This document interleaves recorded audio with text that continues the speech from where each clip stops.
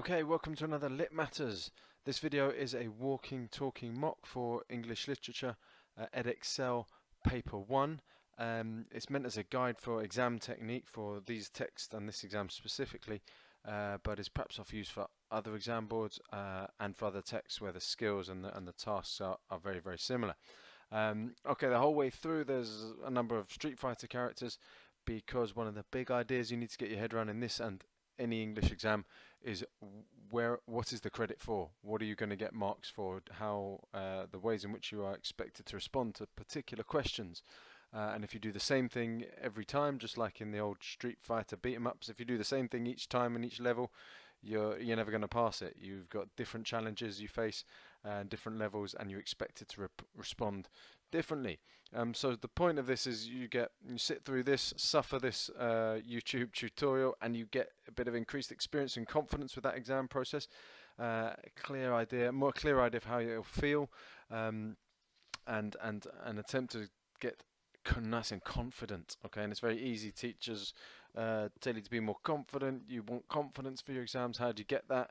Well, I think the best answer to that is handsome Hector Bella in here is having all the hard work done. If you've worked really hard, you know you've done your best, then you're nervous and anxious, but you're perhaps not so stressed that you're going to be found out and you're going to be exposed and humiliated. So a key element of this is focus on the timings you'll have, and I'll tell you how long for each question. You can do it as a walking talking mock, and you can sit there with a past paper and give it a go after each question or each set of instructions, or you don't have to do that.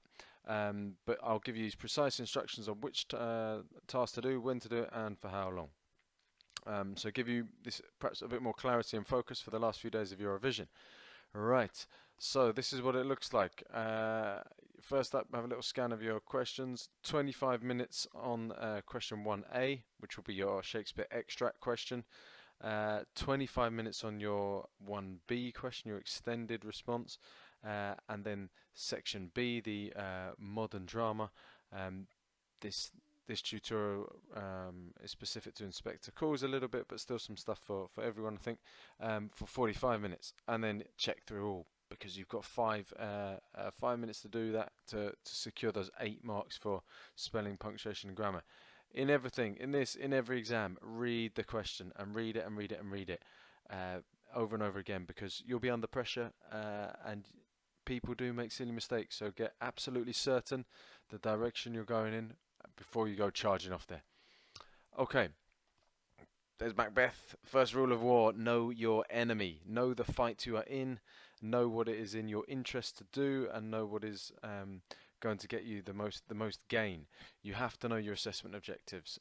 Here they are. AO1, basically crystallize, strip down. It's can you read and can you write? Do you understand these texts? How well do you know them? Can you write about them in an impressive critical style, referring to quotations and backing yourself up, or can't you? AO2 is basically, do you get language and form and structure? Do you see how it's been put together? Specific words, subject terminology used by the writer, and can you explain that and how you can derive meanings from those choices? AO3 is the context, the relationship between text and its context, and 4 is your basics, your SPAG. Okay, more specifically in this exam, in this question, what are the marks for? The Shakespeare extract one is pure language, form and structure analysis. Okay, so you don't need context there. You don't need to worry too much about the SPAG, although it's always a good idea to be as accurate as you can. But the marks are there for how well you can analyze language and structure and form. 1B, 15 marks for the AO1 and 5 this time for the context. So knowing your Shakespeare context, crucially important, and how you use it. There's 5 marks up for grabs there. The Inspector Calls essay, lots of marks for context. 16, 40% of the Inspector Calls marks for context. Another 40 for how well you can write your personal response to it, and then the aforementioned SPAG. So be clear on what you are going to get the marks for or not. So there's no point you spending hours producing loads of great context for 1A, because you're just not going to get rewarded for it. Alright, straight into 1A then. It's an AO2 question. Requires you to make specific points about Shakespeare's use of language and structure. I will be looking to make 4 or 5 developed analytical paragraphs if you can. Don't need to stress about context for 1A, but you do need to stick to the extract. Okay, in the extract question, you stick to the extract. You don't talk about other parts of the text because they will think you don't know enough about this extract or you can't glean enough. Likewise, in 1B, don't spend any time referring back to the extract or quoting the extract really, because they'll think, oh well, that's all this student knows about it. Okay, some of the specifics. It's easy. So you'll probably know. Oh yeah, I need to explain language and structure. But what are we talking about? Okay, so language, you need to kind of go after individual words, parts of speech, adjectives, verbs, adverbs, imperatives. Especially imperatives. There's probably some imperative somewhere. So that's command words. You know, instructions. Do this. Don't do that. Come here. Speak to me.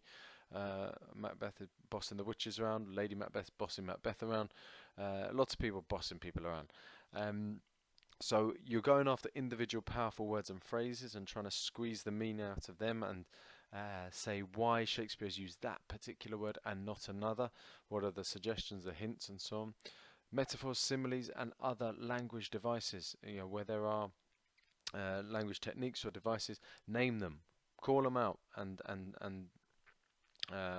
quote them, and then explain the effects. Crucially, you've got to explain the effects. I'll come back to effects in a second.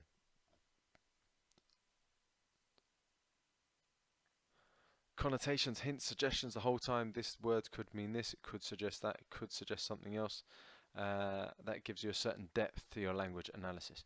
Right, structure. Juxtaposition is a key one because there's so much in Macbeth and also Jekyll and Hyde about putting two opposite things next to each other, or two things that don't quite sit right next to each other and stand out. Put them together for effect. There's loads of that, so look out for that all over the place. Have a look in this extract. Is there a difference in terms of where the extract starts and where it finishes? Something like, is this a dagger I see before me? Starts with questions and confusion and a lack of clarity, ends with a degree of certainty Macbeth's going to go and do the deed. So it might be some sort of evolution or development, some process or progress within the extract where a character goes from ignorance to knowledge, or from confusion to clarity, or something like that. Lists always a good one, easy one to spot. Caesura, a little dash, a little pause for particular effect, to slow the reader down, to emphasize something, perhaps some triples. If you're good, you might be able to analyze the meter, i.e. the number of beats per line, and suggest why Shakespeare has done that. Perhaps the meter falls apart, perhaps it's not in meter at all, it's in prose, to indicate a low-born character. But those are some specifics for question 1A. Here's some more of those language devices. Plosives sound quite impressive. I think if you're talking about that, it's just sounds like d, p, k, t. Harsh sounds that are a type of cacophony, but ones where you specifically don't let any air out. You sort of block your mouth, and then it explodes out of your mouth like puh. So Lady Macbeth, when you durst do it, then you were a man. That anger that comes through there. Sibilance is a good one to look out for. It's just the repetition of the S sound, the alliteration of the S sound. Easy to spot, sounds quite fancy if you're commenting on it, and you can easily and quickly say Shakespeare is introducing the presence of a snake, or by extension the devil or Satan, into text. And so there's lots of that in Macbeth and in Jekyll and Hyde, by the way. Okay, what is going to get you the marks in this is how far are you prepared to go. Don't expect many points or many marks, sorry, for just having a point, having an opinion. You should have an opinion. If you don't, it's not much point to you. Don't expect loads of marks for copying a quotation from an extract that they have given you. You should expect the marks for the depth of your explanations. So try and complicate it, complexify it, analyze the quotations from different angles. Perhaps you can link it to the atmosphere, perhaps you can link it to the audience's feelings, or what it exposes about this character or other characters. But definitely with this one, try and push those explanations. So that's about the length of the extent of the instructions for question 1A. I suggest you time yourself so you have 25 minutes to go at an extract and a response like this. You can pause this now if you're doing it like a walking talking mock, otherwise I will restart shortly.